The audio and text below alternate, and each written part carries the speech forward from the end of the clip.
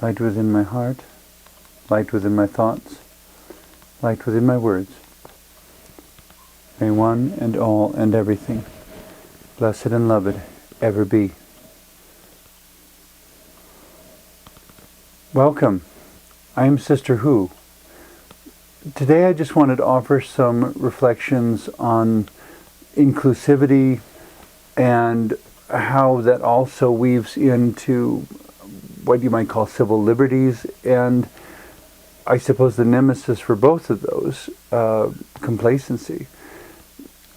It is perhaps a common excuse or common response when trouble happens for people to say, well, it's not my problem, or at least it's not happening to me, or kind of the notion that we always hope it will always happen to somebody else, except that every so often we are somebody else's somebody else.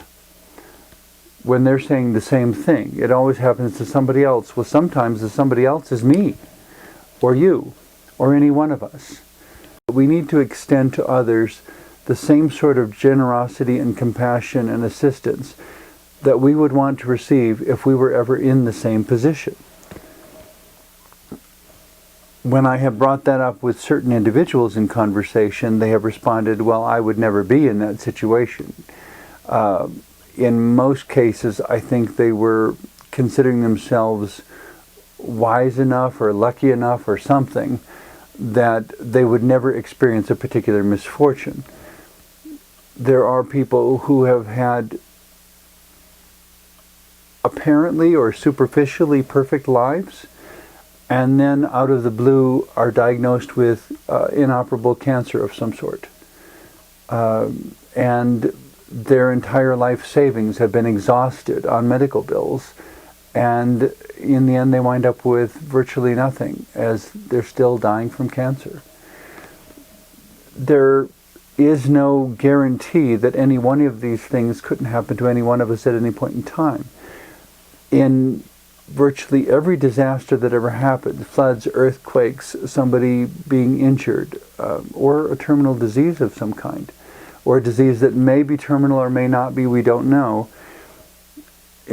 For about a week or so, it seems, we remember that in such times, our best resource actually is each other. In those times and moments, the thing that humanity continues to find all over the world in all sorts of situations is that really our best resource is each other. Consequently, it only makes sense to strive for inclusivity, because any person and every person in the larger tribe of humanity, if you will, has something that they could contribute. Even the most superficially or apparently inept or unqualified may be the one that provides the one little insight or the necessary tiny difference that tips the balance in a more positive direction. There are numerous stories of people whose houses have caught fire and they survived the fire even though they lost their house because they were awoken by the family dog or a cat or some other pet, or a parakeet that was suddenly going nuts in its cage. All sorts of different things that may have served no other function up to that point except for a certain drain on finances to pay the vet bills and buy the dog food and everything else. But once that moment happens where they have to afterwards look back and say, I'm alive because my dog woke me up. I'm alive. There was a guy who, I heard a story once. I believe he was driving a car and he had his cat in the car with him. The cat noticed he was dozing at the wheel and literally jumped onto his lap and was doing stuff to wake him up again so that he would operate the car safely. It was really quite unusual behavior for cats, I suppose, but if the cat hadn't been there, it's unlikely he would have survived, because the circumstances are apparently getting just that dangerous.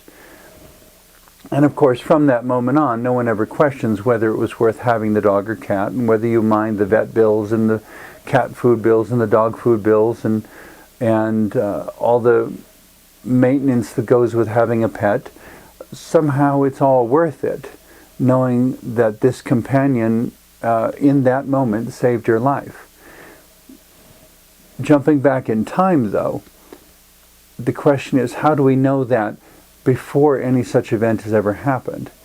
How do we know that our dog will wake us up if the house catches fire and somehow we're sleeping through it and we could die of smoke inhalation without ever realizing it? What was going on?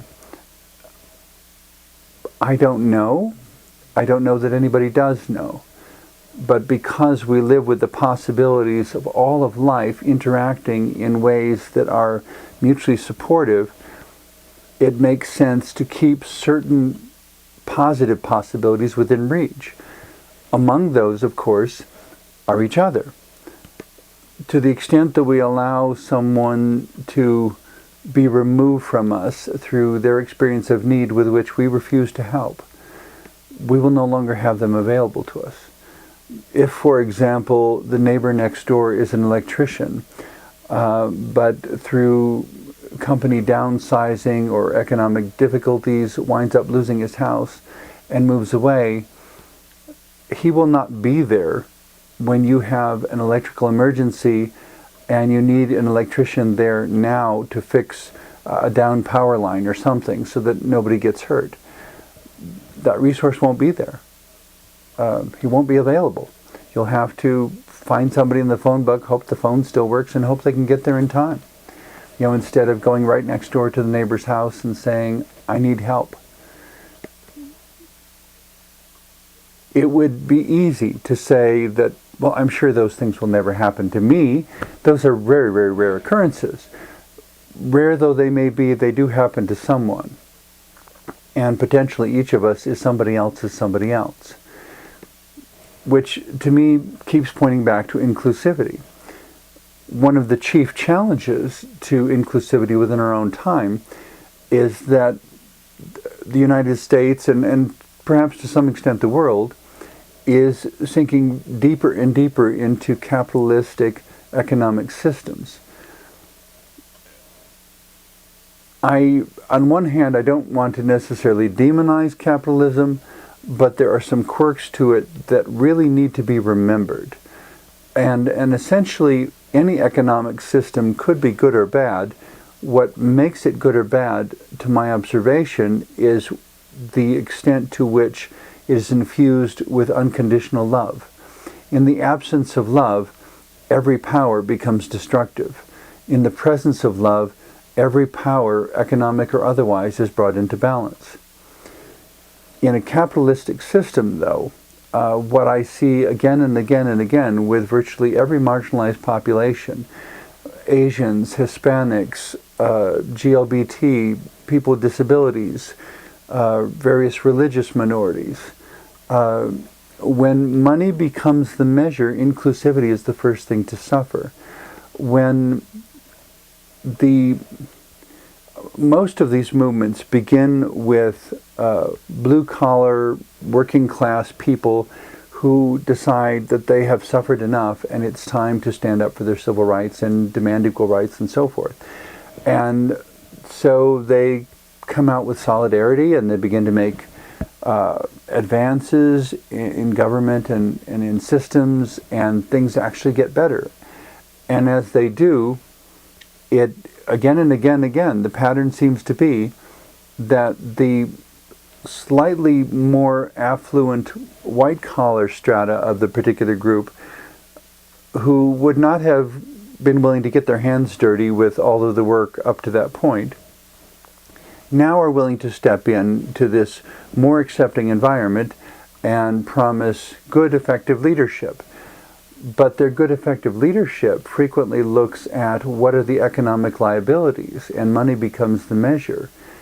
And to the extent that they want more sponsorships and more money and more financial backing, well, that means we have to make the donors happy. And in order to make the donors happy, we have to get rid of those embarrassing, unsightly blue-collar workers who don't speak as eloquently as we prefer, don't have the education we'd prefer, don't dress as nice as we'd like. Maybe they're even a little bit strange. They like to wear leather pants, or they have peculiar mannerisms, or they like to eat things that nobody else likes to eat at peculiar restaurants, in comparison to the mainstream of humanity, as it's sometimes called. As those people are excluded, to me it's kind of like the canary in the mine. In the old days of mining, miners would often take a canary in a cage into the mine with them, because the canaries were very sensitive to the air quality. And if the canary died, the miners knew it was time to get out, because that meant there was poison gas down there. But that was very often they couldn't smell it, and so it was the only way that they would know that there was a danger. The more eccentric, novel, unusual members of our society, be it by hairstyle or dress or jewelry, or maybe a piercing, a ring in their nose or something, on one hand I would say, who's it hurting? Let them be whoever they find themselves to be. But when the mainstream society finds those things embarrassing and intolerable and begins to censor them and push them aside and exclude them because they don't fit some preconceived notion of what we are supposed to be. First of all, the first problem I have with that is that it lacks integrity. Essentially, they're asking these people to lie about who they are, what they believe, what they find creatively inspiring, the clothes that they feel comfortable in. They're asking these people to lie in order to fit in, so that we can have this nice, homogeneous, sort of nice appearance, whatever nice means in that sentence. And the financial backers then allegedly will make bigger donations and feel more comfortable supporting the cause if it's all nice-looking people. Problem with that, of course, is you have a ever-growing number of people who are being excluded, and gradually the whole thing implodes again, because those who are running things economically forget the reasons that the movement started in the first place. That there is something really, really important about having the freedom to be oneself, to have one's own relationship with the divine by whatever form one finds effective, to dress in whatever way one finds personally empowering, to have whatever hairstyle, or to shave your head, whatever it is that you feel most, that you find most empowering. These are not things that affect your ability to make a positive contribution to society. Beyond the challenge, the issue of dealing with other people's expectations and the way some people expect to have the right to approve or disapprove of another person, there really isn't anything intelligent about insisting on the right to approve or disapprove of another person. It's not about who's okay and who's not. A person is a person is a person. It's about, here is a unique person. Unique qualities, unique aptitudes, unique aspirations. Where can we place this person within the spectrum of our society that nurtures them, that allows them to make their best contribution to the rest of us, that makes all of us, including them, smarter about the spectrum of diversity that humanity includes. In that sense, and going back to another common phrase there, but for the grace of God go I, that it's the circumstances of our lives. Occasionally I've heard people speak of the accident of birth. Whether you are born into a poor family or a rich one, into a particular race or into a particular religion, you're born. You wake up and you have a context already confronting you. And it may have lots of resources or it may have few resources. The question the real important question to me, I guess, is not so much whether the resources are many or few, or what name or label they have, as what will you do with them? Will you reach for practices of love and wisdom and inclusivity? Or will you try to be exclusive and condescending and arrogant and narcissistic and selfish? That becomes the measure of your soul. So it's not so much that God judges us as that we judge ourselves by the ways we live and by the choices we make, by those we exclude from our lives or by those we include with love. I'm not saying, however, that any of this is easy, because there are some really, really difficult challenges thrown into that mix. When you're trying to love someone unconditionally, but through whatever brokenness they've experienced or whatever poor choice they make, maybe they lie to you at some point. Maybe they steal from you because they think they have so little and you have too much. And maybe there needs to be a dialogue around that. Maybe there was a need that you weren't noticing. Maybe there was a legitimate way to meet the need that they didn't notice or failed to attempt. You know, to say that I'd rather steal something instead of earning it when I have the ability to do so. That's an ethical choice. And obviously one should not be rewarded and the other should. Should the one be punished? Well, that's a whole nother discussion for another show. I'm not always sure that punishment is terribly corrective, and so I'm not sure that's really the right way to answer. But the problem, anytime anything goes awry like that, is that it's always more than just the person who did it. There's always a societal context that failed to nurture and support the person.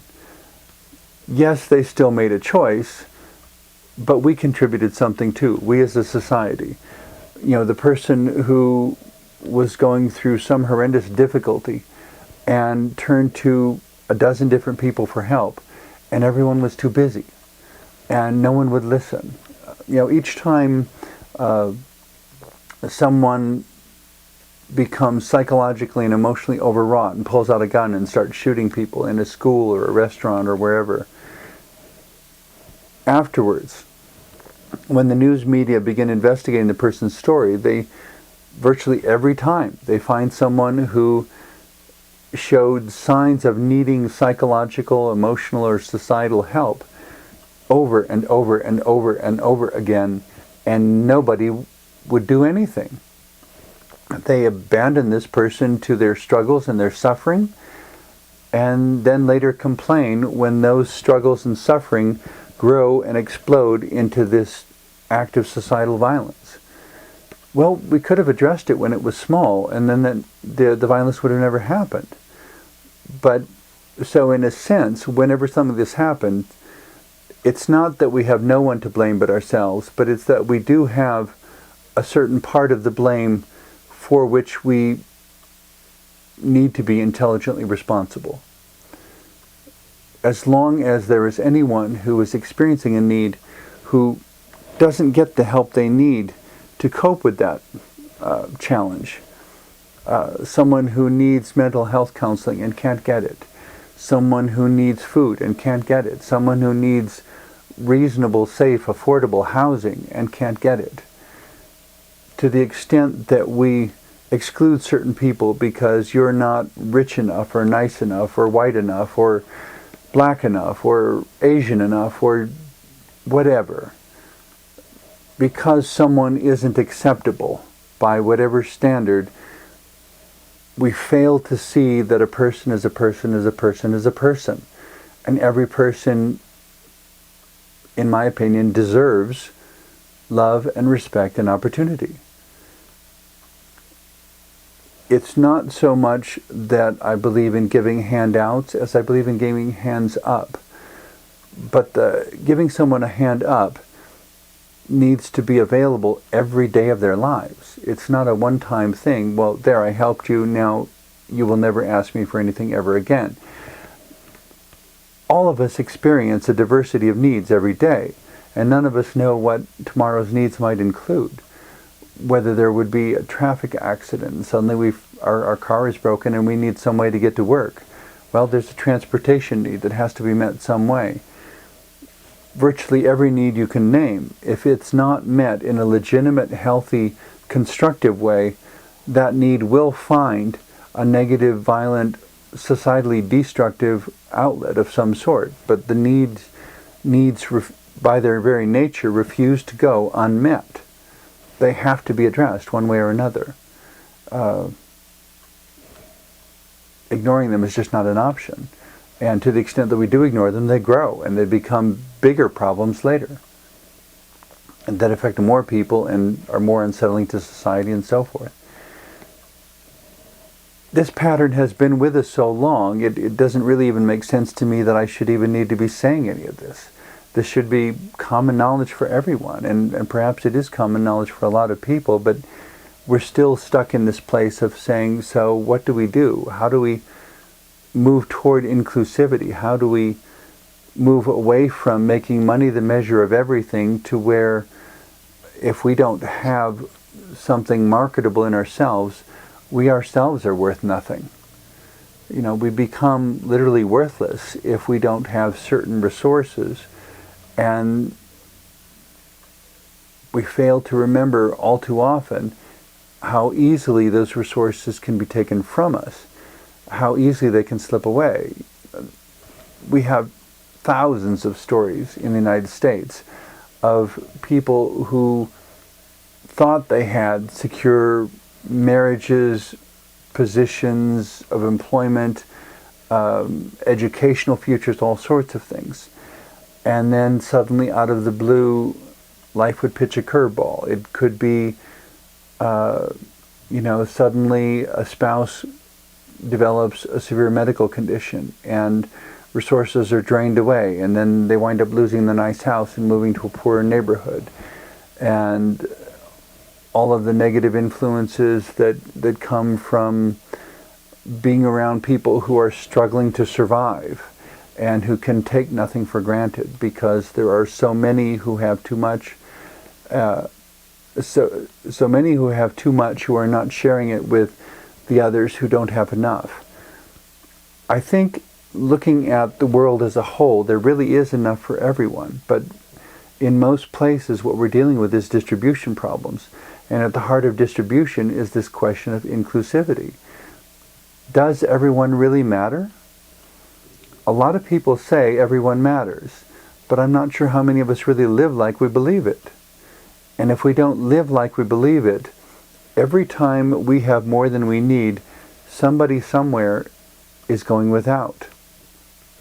There's not an infinite amount of resources and an infinite amount of money in the world. And believing for wealth or praying for wealth doesn't make it magically appear. Every single dollar bill has a serial number on it and is trackable and is, printed and manufactured someplace and then put into distribution for a certain amount of time.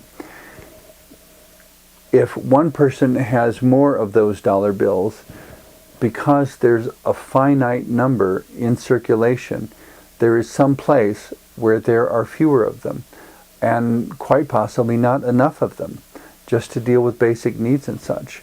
I recall reading an article in a newspaper quite a number of years ago during a time where the real estate market was, or real estate in general was a booming industry, and how people thought it was so wonderful that they could buy these huge homes that they never thought they'd be able to afford. Well, the truth is that they qualified for the bank loan. They didn't actually have the resources to buy it. But even if they did have the money to buy it, it occurred to me that if they had chosen a modest but nice working class house instead, the difference in the prices between the two would have actually been sufficient to hire a private tutor for their children for 20 years, just on the difference in price of choosing to live in a luxurious home versus a modest home. Just that much. They could have given their children a private tutor, individual teaching instruction throughout their entire education, a hopefully I don't have to explain how that would be so much more effective. In many schools, in fact, one of the selling points of the school is to note the ratio of students to teachers, and that the fewer number of students for each teacher, the more individualized attention those students can get and the more effective they can be in all their studies. In any case, all of this comes back to inclusivity, because it's by being inclusive, by remembering that a person is a person is a person is a person, and that every person matters, and that sometimes we are the person that matters, that everyone else needs to be able to see also. In embracing all of that with love, in committing ourselves to inclusivity, and being willing to stand up with someone who has no one else to stand up for them or with them, and say, no, this person is a person too. They belong, and I'm standing next to them and insisting on their rights to be respected every bit as much as every other person. When we are willing to make that commitment to each other, that becomes the security by which we can trust that the world's people will also be committed to each one of us. So that when the governments fail and the power companies fail and everything we know fails, we'll still have each other. I hope I've given you some good things to think about during the last half hour. Thank you very much for watching.